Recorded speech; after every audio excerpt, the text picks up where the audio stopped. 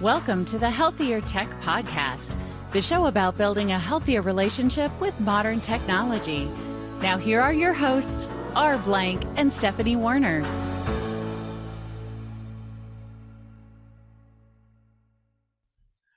Really looking forward to today's episode with a level of passion only surpassed by his nearly 4 decades of experience as an educator in Georgia.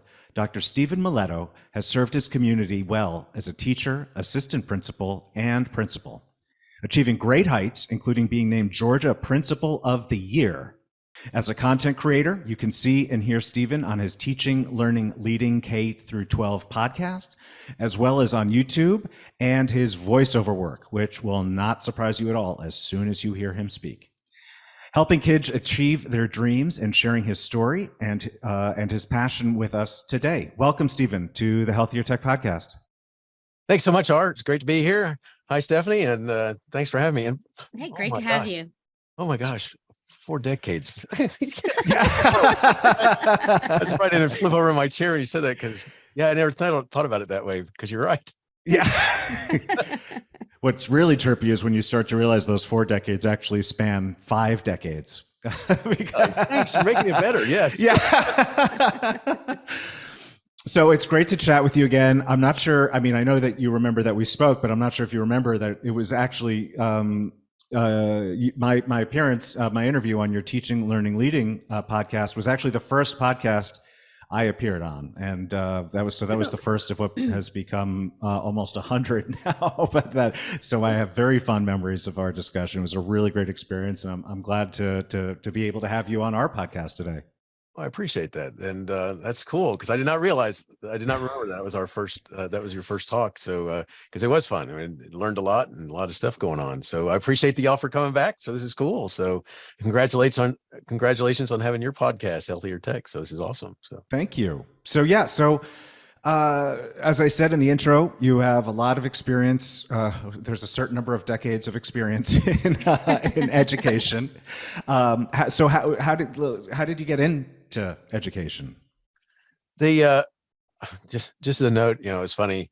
My father loved history, and I mean, he read books, tomes of books that just giant books that never in a million years would I pick up off the shelf. Now I was a reader, but he watched history, looked at history, read history, stopped at every sign on the road that you run into as you're on trips and stuff like this. And in those days, I really didn't spend a lot of time making sure, telling him that I liked history, because, he really impacted me. And basically what ended up happening is in high school, my history teachers were not interesting nor fun. And as part of my brain went, I can do this. I can do definitely better than that gentleman did and that one did. So, and that's pretty much, I thought that I want to make history something that kids like and makes them want to know more. That's cool. My goal. I actually, it's funny you say that because I went through high school also thinking that history was the worst subject. And then when I got to college, I ended up completely to my own surprise majoring in history because, Nice. At college it was taught just in such a different way, and you really got to engage with the content, and it was really interesting. But that did not lead me to a career in education. So, and now you also have this Teaching, Learning, Leading K-12 podcast. So when did you start doing that? I started that in November of 2013. Wow. In the before time, in the long ago. Yes. And pioneer. You're a pioneer. What's crazy is it's wild. I'm like, I can't believe how much time has gone past. And I just published episode 530, getting ready to do 531. And wow. Which is cool. And in the beginning, I started off with going, what am I going to talk about? Yeah. Yeah. So what do you talk about on your show? What's the focus? What are you hoping to achieve with it? Well, my main goal is to provide resources for classroom teachers and building administrators. And when I say that, though, it's not like all I'm going to talk about is just traditional sorts of types of things going on in the classroom or in the building.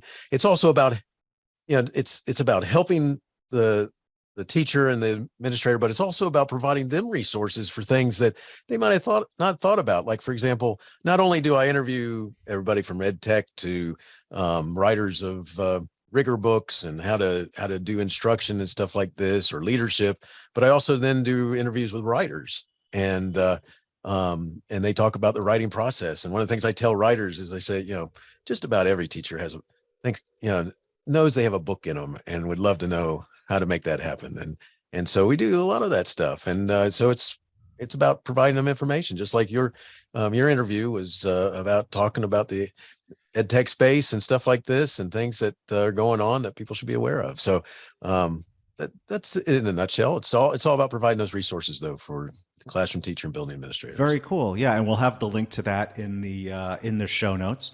Now, as we were chatting right before the show, I'm really excited to have you. Not just because I really enjoy talking to you, but there's we don't really get a chance to speak with very many educators on this show, and so there's a place I want to take this conversation. So if you'll just give me a minute to kind of intro it, like what I'm thinking, right? Because I am both old enough / young enough that tech has always been a part of my academic experience. So, and I obviously, like, I'm not just talking about overhead projectors and slide carousels, because I remember taking my first programming class when I think I was 7 or something. And the programming language was called Logo. And you had this little turtle that you told they called it a turtle. It was a triangle, and you told it where to draw. Nice. And then when I got into high school, I think I took Basic and C. And then when I got into college, I took C++. And when I went to college, I had a laptop since day one. And again, I'm at this dividing line age, because when my brother went to college, he did all of his papers on a typewriter. And meanwhile, I go to college. Nice. And I have a laptop in my room from day one. I had internet, not very fast, but internet in my room. And so I come from this era where I always considered being exposed to technology in school as being an unequivocal and tremendous advantage of a privileged upbringing. And it's a big part about how I got into tech early in my career, because I was a software engineer for a couple of decades. So that's the background for what I'm about to ask you, right? Because my sense of things is that this isn't the case anymore, that having access to technology is important in getting a leg up on future skill sets and job opportunities, but it's also creating these other forces of constant distraction, competition for attention, cyberbullying, and I'm sure you can tell me a lot more. And so that's where I want to take the conversation, because as someone like myself who's been out of school for a couple of decades now, the whole thing just sounds to me like it would be incredibly disruptive. But again, it's really important. So how do you, or how, in the course of your career, right, you would have seen the exact changes that I am talking about. So what are your thoughts on it? And you haven't been just a teacher, you've also been a principal, so you get to help kind of direct policy. What are your thoughts on what I just laid out? Well, what's really cool is listening to you talk about that, because when I was in high school, one of my math teachers needed help doing stuff. So for extra credit, because he also taught some sort of computer course at the school, and so I'm always game for extra credit. And so I'd go to his classroom in the afternoon along with about 15 other kids, and we would have these magazines, and we'd take these magazines and we would sit there and go to if, then, therefore. We would type these statements in, and what they were games. They were computer games. And what's funny was the first time I did it for him, because my friend was the one who recruited me. He said, "Come on and do this. It's fun. You get extra credit on your next test and all kinds of stuff." And I'm like, "Well, that'll be cool." And so I go and do that. And I learned something important, because in those days they didn't auto save. We've all learned that lesson. The next day you come in and go, "Where is it?" You did make it save, right? Yeah. Oh. So we go back to me in high school with that, and college, taking some courses here and there that are just kind of these intro to these different types of languages and things like that, and to moving forward in education. And what's funny is, yes, I had the over the oh my gosh, I can't believe I can't think of the name of it. The projector.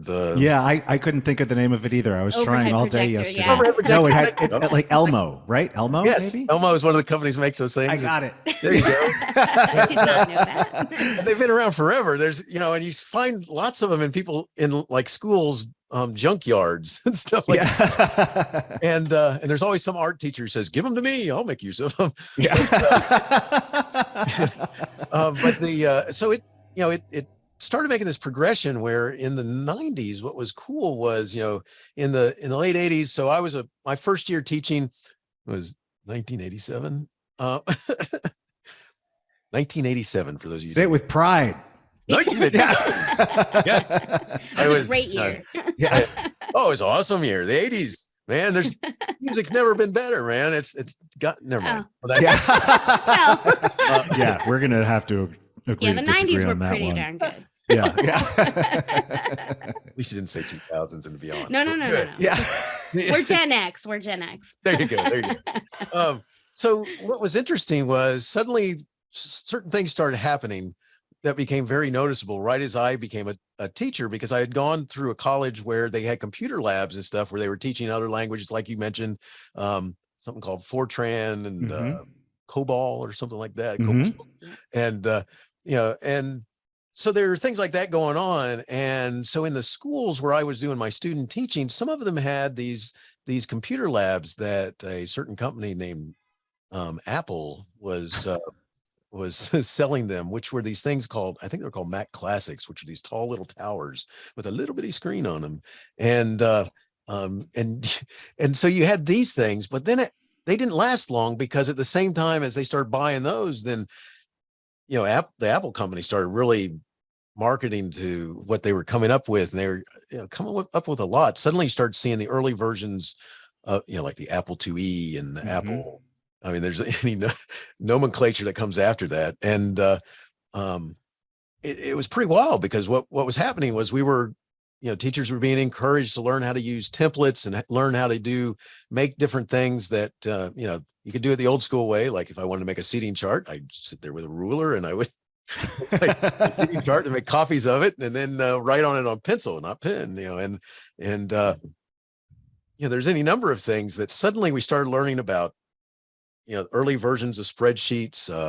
One of the school systems that I was in used something called Lotus 123, and one of the system started switching, making sure that they were introducing you to Word, and then there were I'm trying to remember what it was called, and there's different versions of it, and then there was and Apple had its products, which what you're doing, and as a teacher, I was a history teacher, and in one of the schools where I wanted to go to this school because the principal was awesome and I wanted to follow him. I'd been working with him in another school, and he said, Steve, he said, I'd love to have you come to the new school, but I really need a yearbook sponsor. And so I became the yearbook sponsor. And I say this because this is kind of really my delving into beyond just starting to learn how to use the computer for the things that were coming in that school system, because the yearbook company said, so we're in the process of switching from hand-drawn pages to computer-drawn pages. Oh, wow. And they use a product called Aldous PageMaker. And they said, we can set you up with paper, we can set you up with computer, or we can do both of it. Would you like to do both? And so I chose both, because I'm like, I should really learn how to do it the classic way, at the same time teach the kids how to do it the new way. And so I went to remember, it was a new school. And so I went to my principal and I said, hey, the company says they're going to provide us with this software and this computer. And all I need to do is tell them what we want. They can either do the DOS-based system or the Apple system. And my principal looked at me and said, all right, we get to choose what we want, so we're going to Apple. And I said, all right. So they that'll be great. So I told the yearbook company, that's what we want. So they set us up with a couple of printers. They set me up with this couple of whatever flavor of Macintosh it was at the time. And then about a month later, the school system decided to overrule my principal and made the high school all DOS based. So the art teacher loved me because we're the only place where he could find all these apples. And but so I tell that story to come forward. And in those days we were excited because they introduced us to something new called email. And we do dumb things like you send an email to your next door neighbor and say, hey, Joe, how you doing? And I'd run next door and say, hey, did you get my email? Yeah, I got it. I'm going to respond to you. All right, I'll run back. And we did dumb stuff like that. And, And so what I hear you talking about is kind of what I was talking about, right? Because there was an era where basically every new opportunity to get and use technology made something better, made something easier. And it was just viewed as this unequivocal advantage, right? But fast forward now to the third decade of the 21st century, things are really different, right? I mean, you still want computers in school so kids learn how to use them and hopefully program and do all these things, but you have the cell phones in particular are an area I'm very interested in talking to you about. At some point, and I'm sure it didn't just happen overnight, but at some point something changed from every new piece of technology is a fantastic advantage that we should take advantage of to wait a second, we really need to start thinking about how we're making use of this stuff. Well, I gotta do a shout out to the pager because the pager happened in there in the middle before. Right. and I say that only because if we only knew what was coming, because the pager was annoying, and typically either you were a doctor, a pregnant, or a drug dealer, or a drug dealer. Yeah, someone who was pregnant or a drug dealer. Yes, those three were the people who had pagers. And it's so. You had that era, and it's leading us to the cell phone, and it's quite interesting because during my time as an assistant principal, I went from, because as a teacher, I'd never had to really deal with too much problems with the pagers. The kids kind of kept them away and stuff, but the cell phone created a whole new gamut because kids were learning how to do things, because the day of the crackberry addicts, kids are learning how to type how to text on those things without looking and just using their thumbs. And it's just kind of amazing. And you're going, I'm not that much older than you. And how in the world? Right. I know I played my arcade games in an arcade and stood up and played the things. Anyway, what happened was suddenly we started getting introduced to these cell phones that have over just a 10-year, 15-year period, they go from being gigantic to these smaller things that have these little antennas on them. And right. Like the wearable. I think it's interesting that you brought up the pager, because I actually have not considered that. And it was the precursor to it's the one thing that we had at the time that you could put on your person and you could have communication of some sort at any time for the most part. And that really was that kind of first wearable communication thing that can be like pinging at you, whether you were home or not, or whether you were connected to your computer, your big bulky device. I think that was a really good observation I hadn't thought about. And like you're saying, the next step is then we have the phone. And that, do you think that that's one of the bigger changes that we had, is the going from the big bulky to the thing that you can have on you at all times, changing kind of the way technology is thought about and developed from efficiency to, we have an opportunity. It's to have information, communication at all times, anytime. Do you think that was one of the kind of key changes? Oh, I think so. Because one of the things that happened in there that I got to make sure I say, because it's a fascinating time frame, because we go from very simplistic sorts of things, like you're describing the turtle, which is really triangle or something, to suddenly there's these programs that, I mean, everybody was very fascinated with screensavers because they kept making fancier screensavers at the time that did all these cool things. Hey, have you seen mine lately? Let's watch this. And we're all looking. Look, it moves. Right, exactly. This does all this cool stuff. And but what's also happening is lots of different programs, and the way the computer companies are, the two biggies are changing the way we're going to interact with the computer.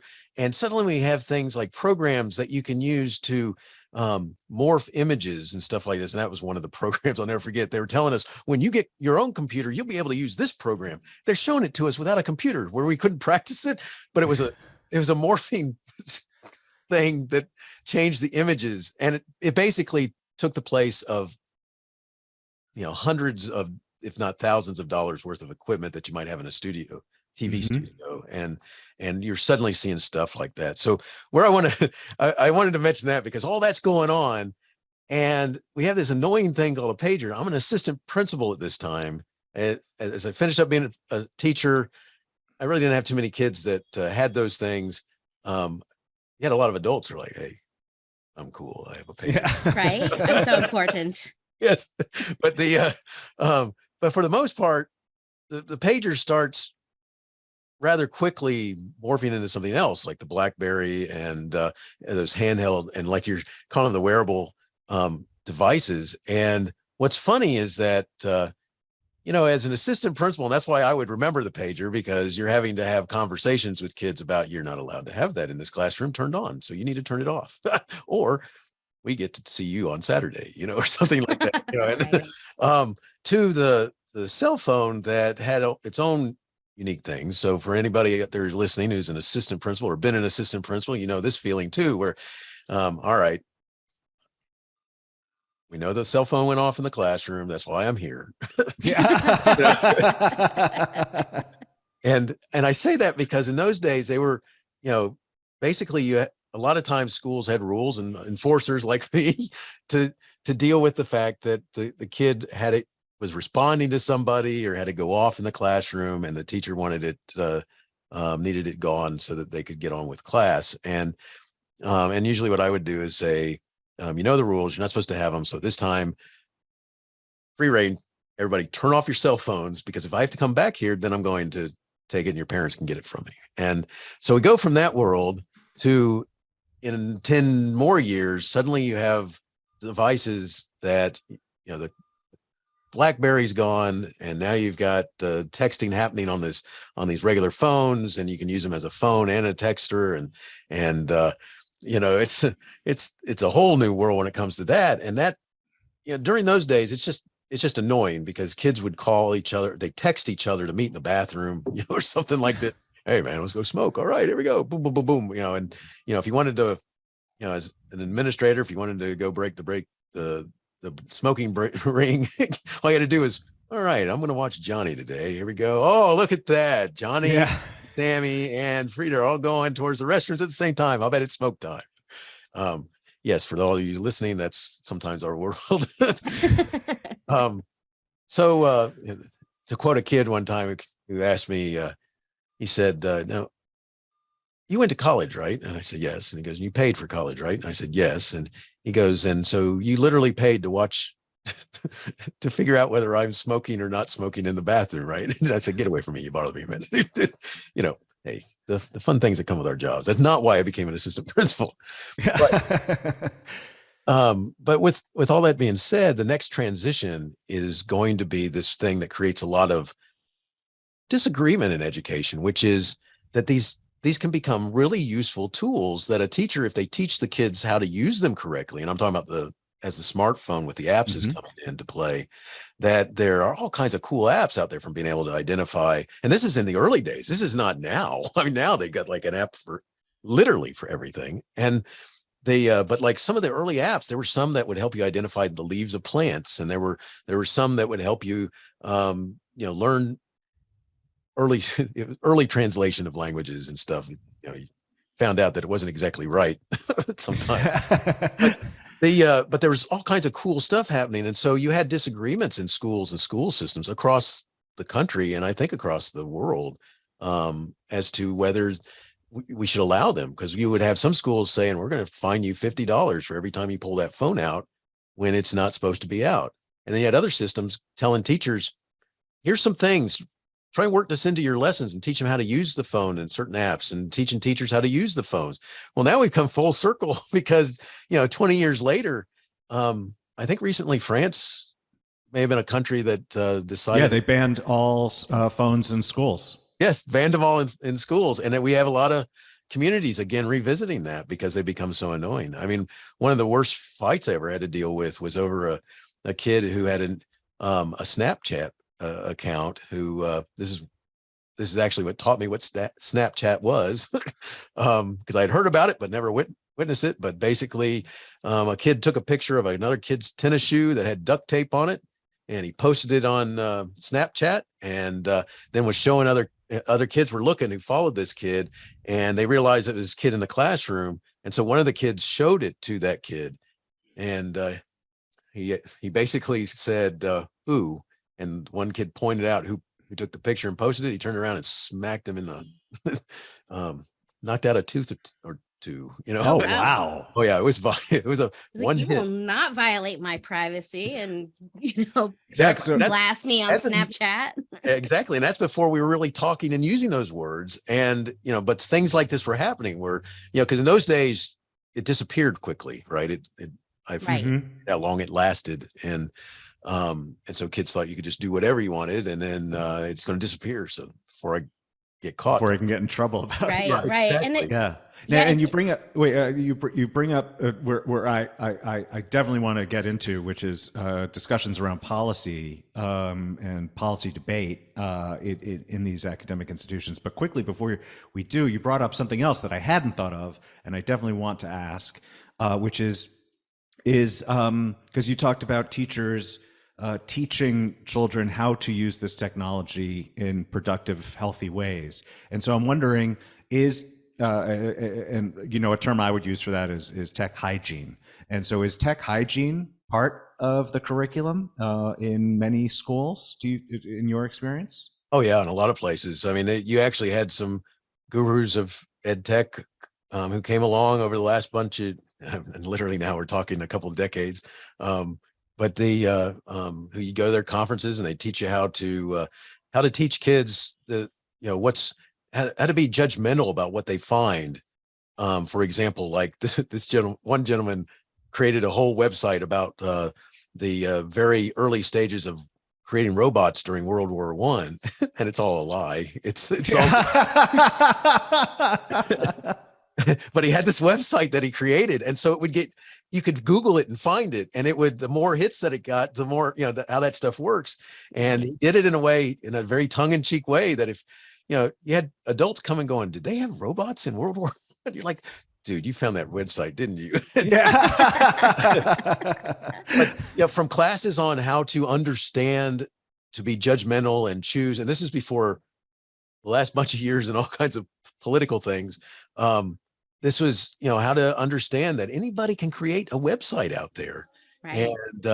And the same with those apps, and the same with the different devices that are out there that make access to the web. And so teaching them how to, and not use Snapchat to do something like that kid did in my class. And so there are systems that have lots of things that I would call technology etiquette type classes. And so the phones can become very annoying because they're so quick to do whatever they have to do and stuff like this. But there's also, I would say the same thing with tablets and. Yeah, I'd say not only can phones become annoying, it takes active attention to make them not annoying. Just as a note, just like we were fascinated a bunch of years ago with the screensaver, once the newfound cell phones got here with the smartphones and stuff like that, and Androids as well, and is that you also have people fascinated with ringtones. Oh, I remember that. Yeah. I can tell you're a teacher because the things you were bringing up are like, oh yeah, I could see where 30 kids, several times a day, that Yeah, okay. Oh I can yes, see where and that would be that would stick out in my mind too if I were No, you teaching. so much of what you're saying is I wouldn't say flashbacks, but it's making me think of these things that I remember but haven't thought of Yeah, this is great. since the first Bush administration. So you never live life until I'm a huge Three Stooges fan, right? yeah. But it gets a little annoying when you hear somebody's phone over and over going yuck yuck yuck yuck. Yeah. Yuck, yuck, yuck, yuck. It's like, would you answer the phone?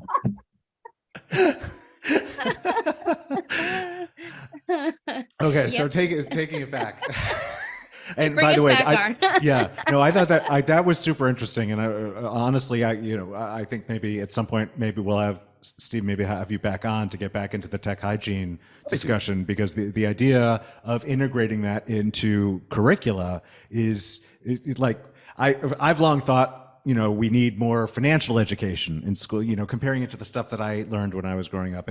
But for some, and I've also obviously, the Healthier Tech podcast, I think, well, children need to learn better tech hygiene. But I for some reason, it never occurred to me that this was actually considered to be part of an actual institutional curriculum, and that I'd really like to learn more about that. But but the part I'm hoping to pivot back to here is this discussion on the kind of cyclical nature of the policy discussions, right? Where first we didn't allow phones, and then we saw the value, so we started allowing phones, and then we see they're super annoying, so now we're talking about maybe. So what is that process like? And do teachers, administrators, and parents have different views on this, or do they all kind of come at this from the same perspective? Like that's what I'm really hoping for some insight on. Well, just as a note, and I mean this in the best of way, it would be so awesome if they came from the same perspective and just said, can't we come to a common agreement? And because they don't, Yeah. Right. My follow-up is, how do you balance it? Because I knew the answer to that question too.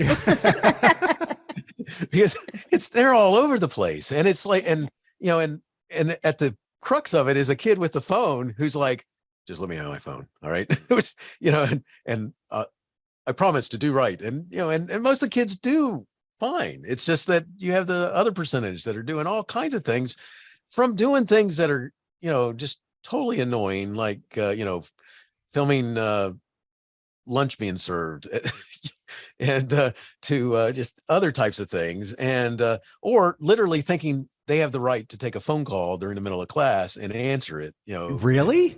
Oh, I'm sorry. yeah. I guess I shouldn't be shocked. Kids are They've had kids are problems like kids, that, especially in but the modern era. And yeah, and that's still shocking to me. it's very shocking, and because that's where, when you talk about disagreement of where people are coming from, because there are some parents who they totally understand. My child has this phone only because if I need to get them, I will call the office, and the office will tell them that I need to talk with them at 1 o'clock or something like this, and they'll come to and they work out something like that with their kid instead of just calling them directly. And the kid's like, should I answer my phone? It's my mom, and so if they answer Oh, it, that's they're in right. trouble, or they're in trouble with the parent by not answering it. And Oh, that's interesting. oh yeah, that creates, and that's just that type of thing, because in the more modern time frame, it's easier to yell at the school than it is to to tell your kid that. Oh yeah, no, it's super easy to yell at the principal when you're a parent. Exactly. Super, yeah. And so you deal with that, and then and you go back to when I'm early in my administration, after I've been a teacher and so forth, and you always have that teacher who's way ahead of the crowd. All right, they're using stuff, and so they're like, yeah, I know the administration's told me, has told everybody that you're not allowed to use telephones in school, but we're going to in my class because I can show you the neat ways to use them, and so and in the modern era, it's it's beyond the telephone. It's all to get cool apps and stuff like this. So there's a disagreement there too, because some teachers are like, doesn't matter to me. And there are other teachers who are like, oh, it matters to me because there's all this cool world. And there's other teachers going, I don't want those annoying things in my classroom. So So teachers don't even agree. Exactly. I back when I was a principal, I actually had at a conference, I had let's call it a disagreement, okay, with with another principal from another place in the state, and he believed firmly that they didn't belong in schools, and that they should be charged. At his school they charge them $50 to get the phone back, And in my school, I had teachers that were learning how to teach kids how to use them wisely and how to use them in class. And they were actually doing things in class to use the early forms of the apps that we had at the time and stuff like that, and streaming and stuff like that as well. It wasn't streaming, although I was in one school system where the person who was in charge of tech told everybody that we understand that you guys like basketball, but we can't use streaming anymore because that's all you're doing is watching basketball. And it's like, oh my gosh, so they shut off the streaming in the early days, and all these teachers who were using it for, contacting schools in England or some other country or doing these creative sorts of things suddenly were going, what happened to my streaming? I wasn't watching basketball. It's just interesting how it's evolved. So yeah, and I can imagine how hard it is to balance that, because there are so many different perspectives and so many different angles. And the fact is, like, these things can be disruptive, but they still have a lot of value and growing value. So I definitely cannot imagine how rough, and this conversation gives me so much more empathy for teachers and educators, and I already had a lot, especially after the last few years. But I'd like to pivot just a little bit and ask you, as an educator, can you share a healthy tech habit that you think everyone, not just kids, should know? well, I think what's important is that they understand that they don't need to look at it all the time. It's like it's like just that in itself there's any number of aspects of it, but the fact that if you watch people, there's a great commercial right now where it's a car commercial where this guy is annoying people because he's looking at his phone and laughing at what's on his phone. He's looking at his phone when he's crossing the street and almost gets run over. He's looking at I know that ad. Yeah. The ad, and the part where he almost gets run over is the whole point of the commercial, which is funny. But it's real though. I mean, Right. people literally. I mean, my wife and I are walking on this really cool walk path in Metro Atlanta that goes by the Chattahoochee River, and lots of people walking on the weekends, and it's awesome until you get somebody who it's like you want to look at them and go, I don't know if you've heard of these things called earphones. And they're walking with you get the phone in the hand and they're talking to it like this. And it's like, you don't have to do that anymore. It's not anyway. I know. I hate that. That's a real pet peeve of mine. And I have a lot of issues with how people use tech, but like if you're sitting in a waiting room or on a subway and someone's just watching TV on their phone with no headphones and they just expect you to have to listen to it. Yes. Like, what the F is wrong with? Were you raised by wolves? Like, how does that even happen? Right. And then, so just as a note, because now you've stepped into what's even better is when you get someone who's in my age bracket, who's embarrassing to my age bracket, because they don't know that there is a thing that you can tell, you can turn off the volume to, one of those, fruit games or whatever those games are. Oh, yeah. Yeah. Candy Crush and Candy Crush or something like that. Because otherwise, if you don't, it's going boop, boop, boop. Yeah. It's like I'm on a plane with this person it's like, how do you say this? Can you turn that off? Yeah.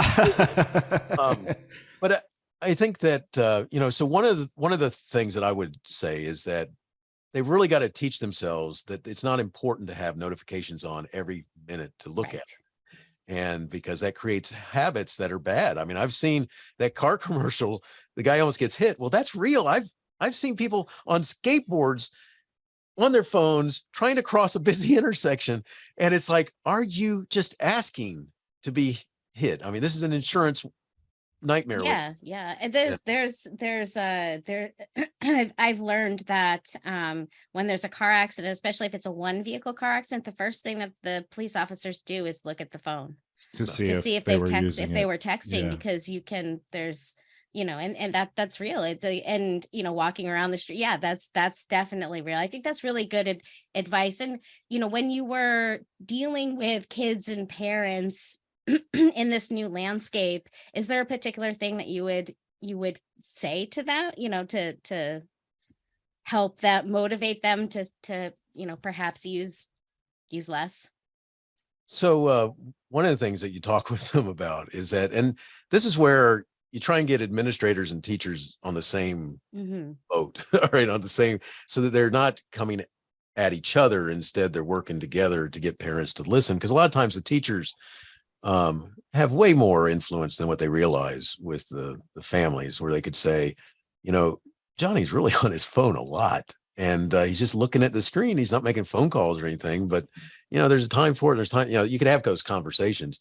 Now, as an administrator, it's a little different, because if you were to come to me, that means that I've had to, either one of my administrators has had to confiscate it, or I have had to, because you were refusing to put it away, which is insubordination, which means that we're at a whole new level of, we're not talking about infraction. Yeah. We're talking about infractions that are, insubordination like that, where there's some kids who think that, it's I can do whatever I want. And it's like, no, I got to tell you, that's not true.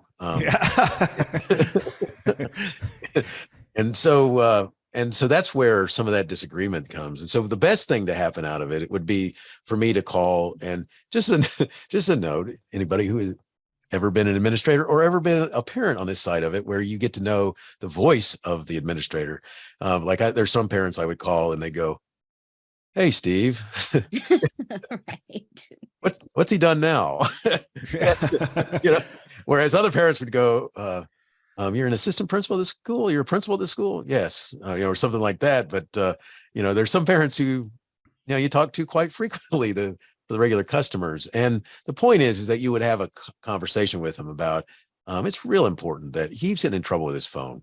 How can you help him from spending, he's just escalating consequences here. And by the way, I'm saying he, but that goes for she also. I noticed that, actually. I was like, you just want to let everybody know that it goes through all spectrums. All right.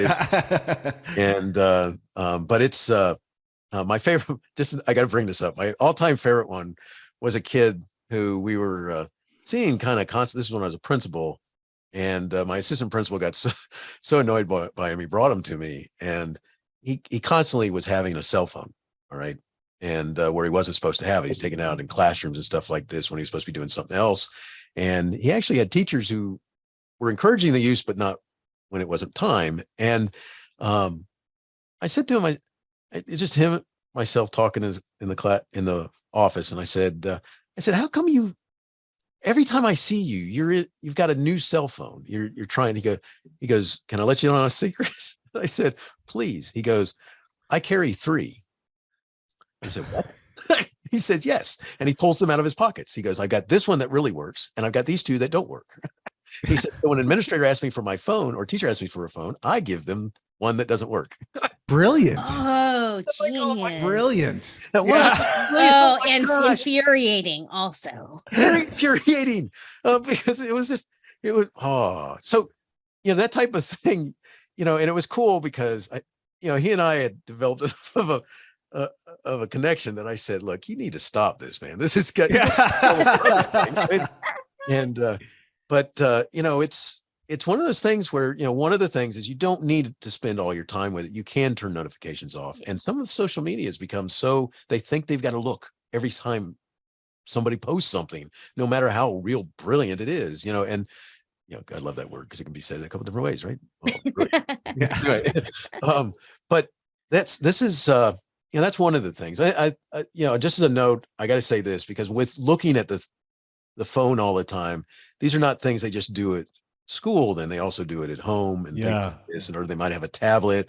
And so some of them are going to bed, and so they're not falling asleep because they're all wired, because they're either playing a game or they're doing something that has those screens on it too. And so I would say if he's looking at the phone all the time, then he's probably doing the same thing. And you think he's going to bed, he's not. It's the thing way back when we used flashlights to read comic books when everybody told us to go to bed. And now it's, you got a built-in flashlight, man. You got $1,000. Yeah, he'll just give mom the one that doesn't work at night. I don't even have my phone. Mom, I put my phone downstairs. See, I'm not using my phone. I'm so good. You don't even need to check on me. Look, it's downstairs. Exactly. You can take. You know what? You take it. Just take it with you. Just take it with you. I like that. See, that's probably what he was doing.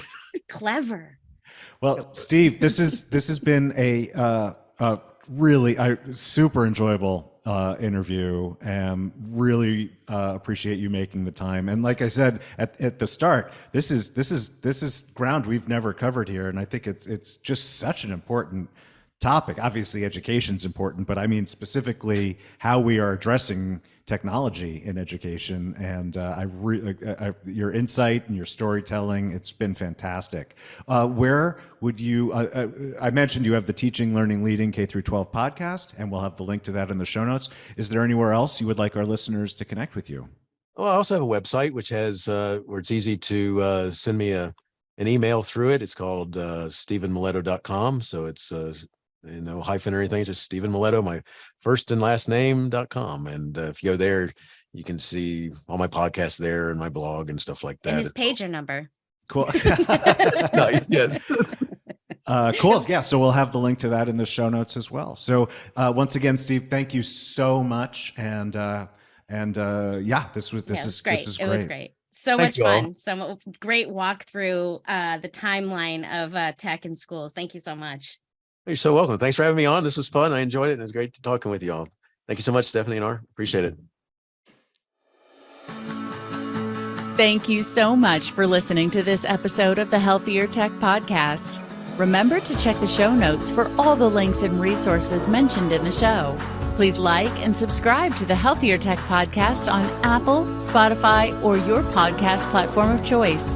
Get your free quick start guide to building a healthier relationship with technology and our latest information at healthiertech.co.